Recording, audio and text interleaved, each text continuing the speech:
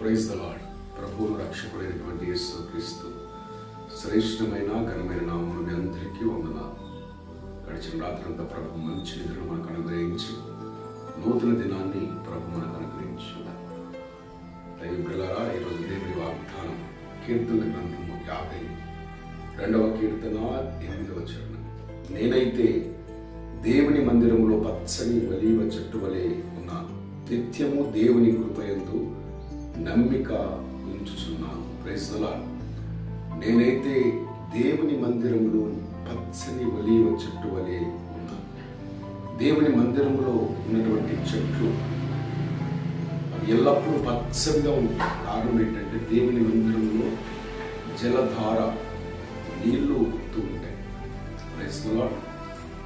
ఆ నీళ్ళ తడి ద్వారా ఆ యొక్క మందిరంలో నాటబడిన చెట్లన్నీ కూడా పచ్చని ఒలీవ చెట్టు వలె ఉంటాయి.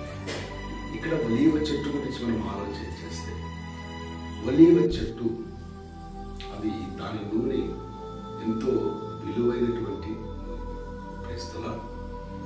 ఒలీవ గుణం ఏమిటంటే అది ఎల్లప్పుడూ కూడా పచ్చదనాన్ని కలిగి ఉంటుంది. క్రైస్తవ అది ఎల్లప్పుడూ కూడా పచ్చదనాన్ని కలిగి ఉంటుంది.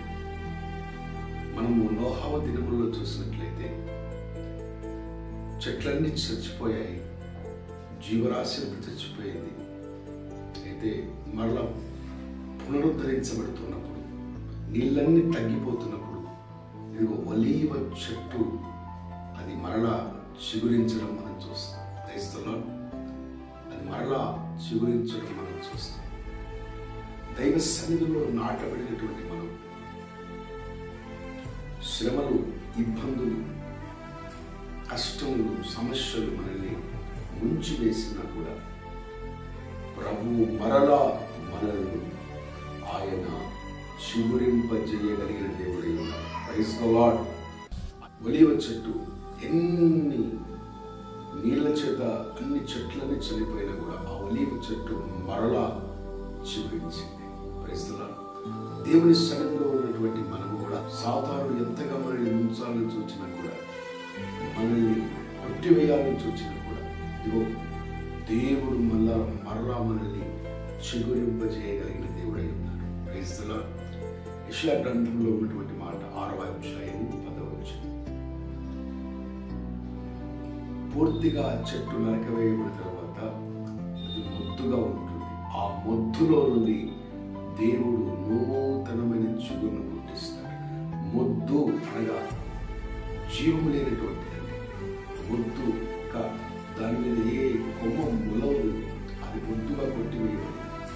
అయితే ప్రభు అది మొద్దైనా, అది ఓడివారిపోయిన జీవితమైనా నేను వాటిని మరలా చిగురింపజేయగలిగిన శక్తివంతుడనై ఉన్నాను. ఈ వాక్యం ఉంటున్న ప్రియ సహోదరి, సహోదరుడు, నీ జీవితంలో నీ ఆశలన్నీ అడుగట్టిపోయి ఉండవచ్చు. నీ యొక్క ఉద్దేశములన్నీ నిర్వీర్యములైపోయి ఉండవచ్చు. నువ్వు అనుకున్నవన్నీ జరగకపోయి ఉండవచ్చు. ఈ ఉదయకాలం నేను చెప్తున్నాను, దేవుని మందిరంలో నాటబడాలి, దేవుని చేతుల్లో నాటబడాలి. ఆయన సన్నిధి రెక్కల క్రిందికి నువ్వు వస్తే, ఇదిగో నువ్వు మోడు బారిపోయినా, నువ్వు ముద్దయిపోయినా, నువ్వు కొట్టివేయబడినా మరలా నీలో నూతన చిగురును పుట్టించగలిగిన సర్వశక్తిమంతుడు మనం ఆరాధిస్తున్నటువంటి యేసు ప్రభువు. Praise the lord. ఈ ఉదయకాలం ఈ వాగ్దానం చేరబట్టుకొని సమస్యలు గుండా వెళుతున్న నీవు, ఇబ్బందుల గుండా వెళుతున్న నీవు, పోరాటముల గుండా వెళుతున్న నీవు, ఇదిగో అనుకుంటున్నావు నా పని అయిపోయింది, నేను ఏమి సాధించలేని కాదు, నా యొక్క ఆశలన్నీ అడుగంటిపోయాయి, నేను చేసిన ప్రయత్నములన్నీ విఫలమైపోయాయి నువ్వు అనుకుంటున్నావు. అయితే ఈ ఉదయకాలం నూతనమైనటువంటి వాడు నేను మరలా చిగురింపజేయగలిగిన దేవుడు, నేను మరలా నిన్ను బ్రతికించగలిగిన దేవుడు, మూడు వారిపోయిన నీ జీవితంలో మరలా ఆశను పుట్టించి నేను ఫలింపజేయగలిగిన దేవుడని. అందుకే భక్తుడు అంటున్నాడు, నేనైతే దేవుని మందిరంలో పచ్చని ఒలీవ చెట్టు వలె ఉన్నాను, ఆ ఎందు నేను నమ్మిక ఉంచి ఉన్నాను.